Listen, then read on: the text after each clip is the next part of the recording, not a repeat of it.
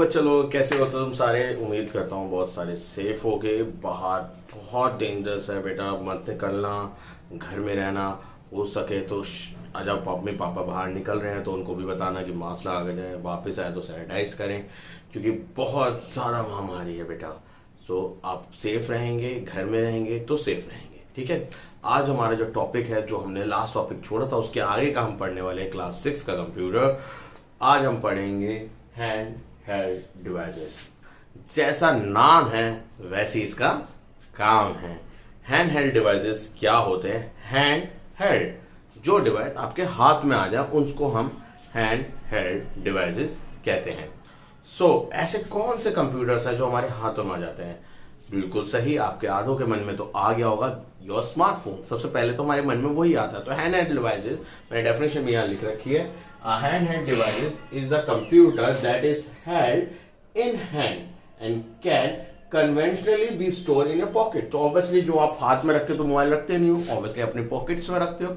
तो वही वो डिवाइसेस जो आपके हाथ में आ सकते हैं या आपकी पॉकेट में जा सकते हैं, इतने छोटे, इतने कॉम्पैक्ट होते हैं कि इजिली हैंडल हो जाए, उनको हम हैंड हेल्ड डिवाइसेस कहते हैं। इसमें सबसे फर्स्ट कैटेगरी जो है स्मार्टफोन, क्योंकि बच्चों के मन में यही आता है कि कंप्यूटर में गूगल चलता है, मोबाइल में गूगल चलता है। कंप्यूटर में गेम चलते थे पहले, मोबाइल में गेम चलते हैं। कंप्यूटर में कैमरा होता था, मोबाइल में कैमरा होता है। तो वो सारी चीजें जो कंप्यूटर में होती थी वो भी एक स्मार्टफोन में हो सकती हैं। सारे ऐप हैं, सब चीज जो कंप्यूटर में हो सकती थी पहले, booking, transfer, bank, money transfer, कोई एयर टिकट बुक या रेलवे टिकट बुक, वो सब हो सकती है। द स्मार्टफोन इज और hand held device that is hand held computer. Smart watches, आज के ज़माने में हम देखते हैं कि स्मार्ट वॉचेस बहुत ज़्यादा ट्रेंडिंग है, जिसमें आपके हार्ट बीट, आपके चलना, आपका फिरना सब कुछ अटैच होकर आता है। एप्पल की स्मार्ट वॉच काफ़ी पॉपुलर है आज के टाइम में, और एमआई की स्मार्ट वॉचेस काफ़ी पॉपुलर है। That was very low price में, बट एक अच्छा इम्पैक्ट देती हैं।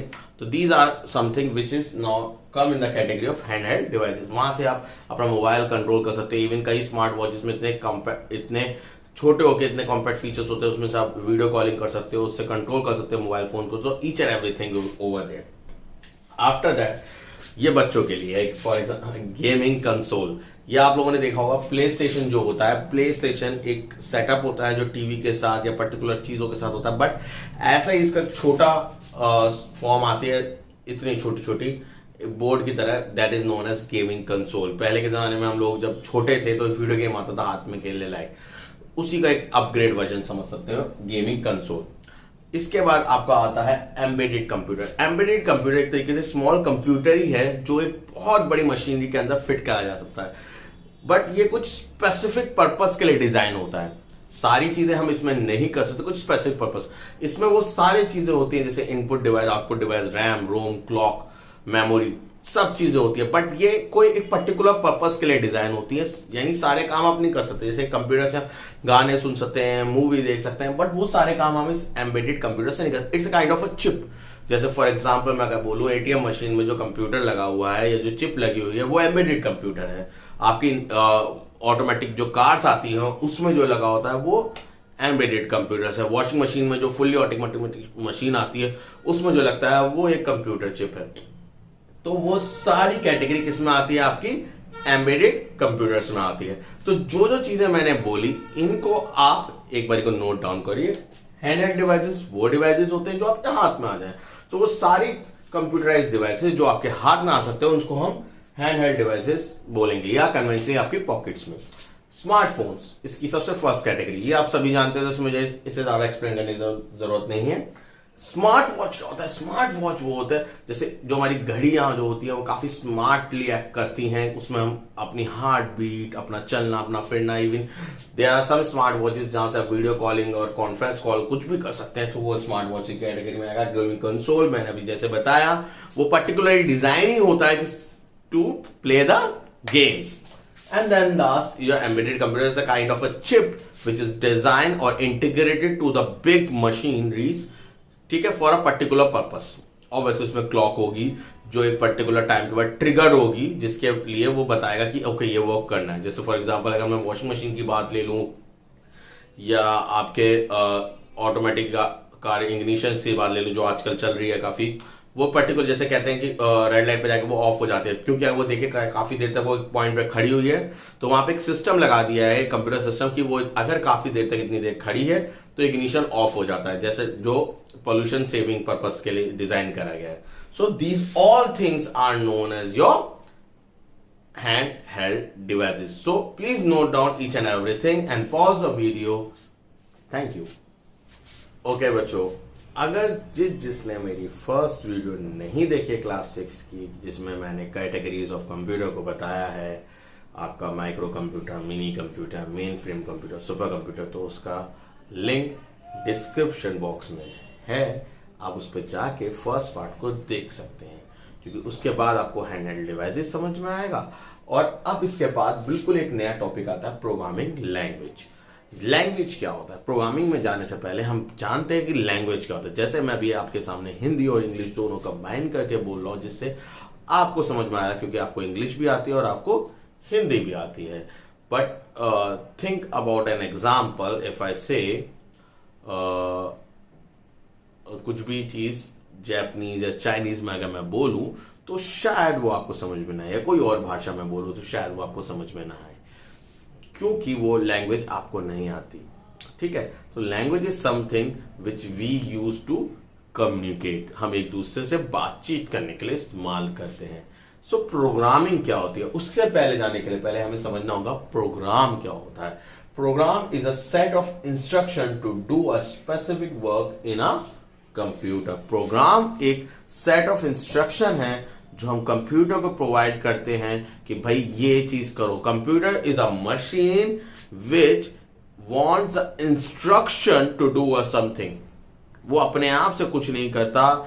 हम जो आर्टिफिशियल इंटेलिजेंस जिसकी हम बात कर रहे हैं, जिस पर वर्क कर रहे हैं, जिससे वो सोचने समझने लगे, वो भी आगे फ्यूचर में होगा. बट अभी तक कंप्यूटर वही करता है जो हम उसे इंस्ट्रक्शन देते हैं करने के लिए.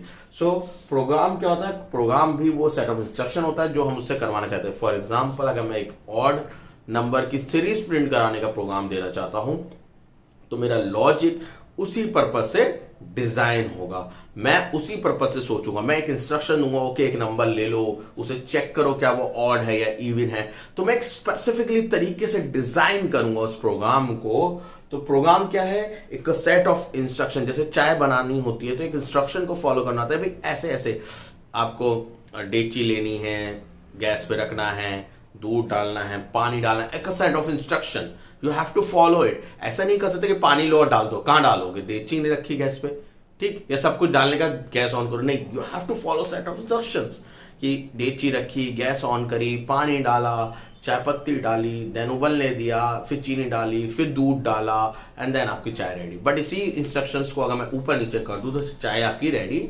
शायद ना हो. तो set of instruction which has to be follow to do a specific task is known as your program. Now what is you understand by programming?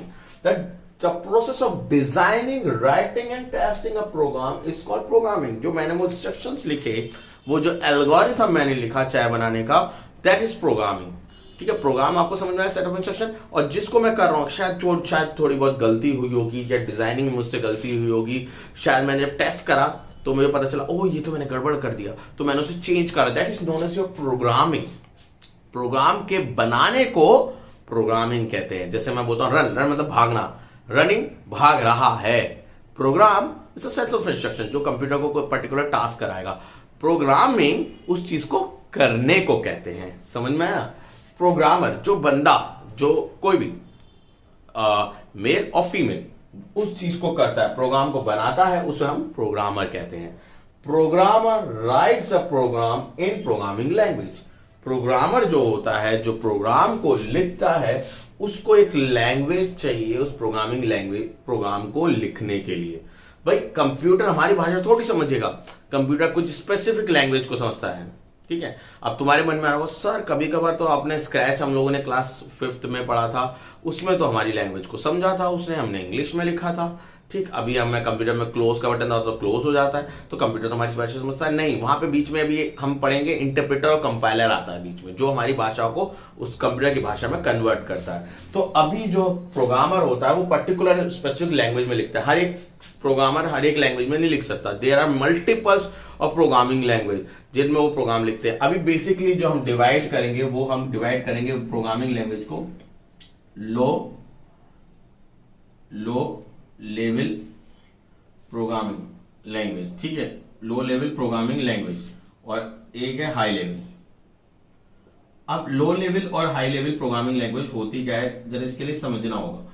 Low level programming language वो लेवल प्रोग्रामिंग लैंग्वेज है जब हम बिल्कुल base की बात करते हैं, ठीक है, जब हम बिल्कुल एक ऐसे बेस की बात करते हैं जो कंप्यूटर को डायरेक्ट समझ में आए, ठीक है। लो लेवल प्रोग्रामिंग लैंग्वेज में जो हम लैंग्वेज का इस्तेमाल करते हैं वो है आपकी मशीन लेवल लैंग्वेज और असेंबली लैंग्वेज। अभी मैं उस पर टॉपिक पे आऊंगा, तो होपफुली ये चीजें समझ में आई होंगी। प्रोग्राम का मतलब होता है सेट ऑफ इंस्ट्रक्शन जो कंप्यूटर फॉलो करवाता है, जो हम बोलते हैं कंप्यूटर उस चीज को फॉलो करता है। प्रोग्रामिंग, जो हम प्रोग्राम बनाते हैं उस चीज को प्रोग्रामिंग कहते हैं। प्रोग्रामर, जो बंदा उस चीज को बनाता है, a person used to write a program. और इसके लिए हमें क्या चाहिए होती है, प्रोग्रामिंग लैंग्वेज। प्रोग्रामिंग लैंग्वेज वो चीज है जिसमें हम प्रोग्राम को लिखते हैं। तो ये चीजें आनी जरूरी है। दो तरह की प्रोग्रामिंग लैंग्वेज है, लो लेवल प्रोग्रामिंग और हाई लेवल प्रोग्रामिंग। सो इसको नोट करिए क्योंकि ये शायद आपके एग्जाम्स में 1 मार्क्स की पूछी जा सकती है। तो please pause the video and note it down. Okay बच्चों, उम्मीद करता हूं आपने प्रोग्रामिंग लैंग्वेज के बारे में समझ लिया होगा। अब प्रोग्रामिंग लैंग्वेज को तोड़ते हैं। जिस तरीके से स्टार्टिंग से लेके अब तक प्रोग्रामिंग लैंग्वेज मॉडिफाई होती आ रही है, वो किस तरीके से हुई। सबसे पहले हमने जाना कि computer is a machine language, तो ऑब्वियसली वो मशीन लैंग्वेज को ही समझ पाती है, यानी जिसका मतलब होता है 1 और 0s। यानी 1 का मतलब ऑन स्टेट, ऑफ का मतलब 0 का मतलब ऑफ स्टेट। तो उसको हमने बोला मशीन लैंग्वेज, जिसे हम बाइनरी लैंग्वेज भी कहते हैं। यह हमारी प्रोग्रामिंग लैंग्वेज की सबसे पहली लैंग्वेज थी, इसलिए इसे फर्स्ट जनरेशन लैंग्वेज भी कहा जाता है, 1GL। इसमें क्या होता था, जैसे फॉर एग्जांपल 1 सेकंड में आपने करंट पास करा तो वो समझता था 1, दूसरे सेकंड में आपने करंट पास नहीं करा तो वो समझता 0, अगले सेकंड में करंट पास नहीं करा फिर 0, फिर आपने करंट पास कर दिया तो 1, तो हो गया 1 0 0 1। ठीक है, तो इस तरीके से स्पेसिफिक 1 और 0 के कॉम्बिनेशन से हम प्रोग्रामिंग बनाते हैं, विच इज वेरी टफ। और अगर इसमें कभी कोई एरर आ जाता तो उसे डीबग करना उतना ही मुश्किल होता था। तो आप समझ सकते हो कि कितनी कॉम्प्लिकेटेड लैंग्वेज होती होगी, 1 0 0 0 1 1 1 0 0 0 1, और बहुत टाइम लगता था इसे बनाने में, डिजाइन करने में। इसके प्रोग्रामर आज के टाइम में बड़े रेयर हैं।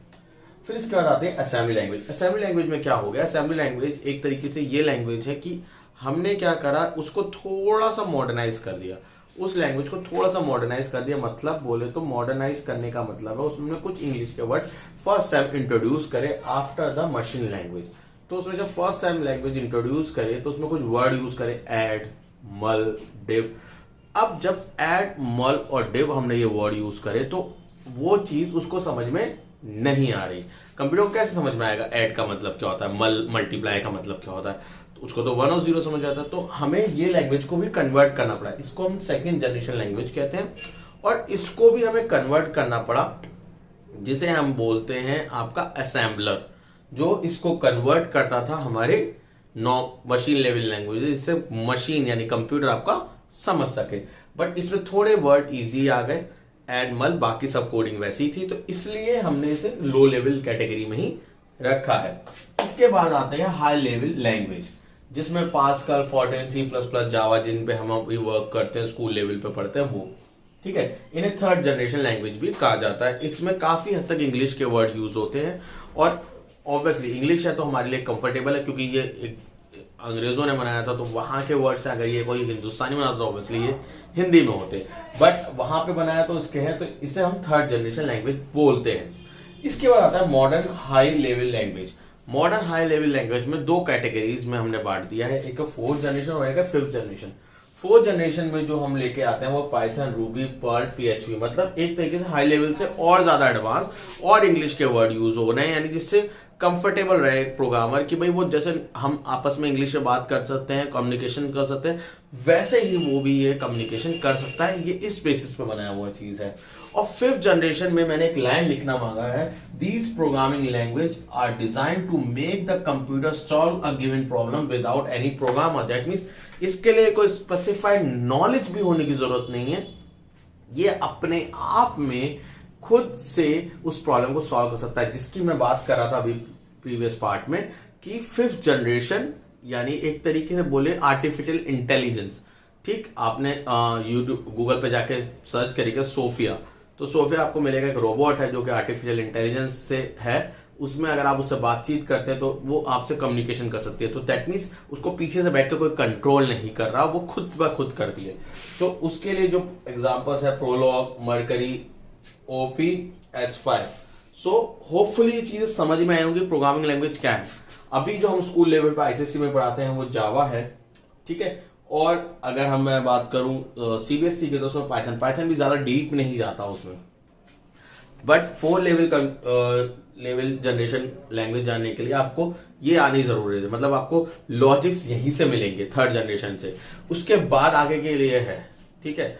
अगर आपको लॉजिक्स आते होंगे आप आराम से कर सकते हैं। तो होपफुली ये चीजें समझ में आई होंगी।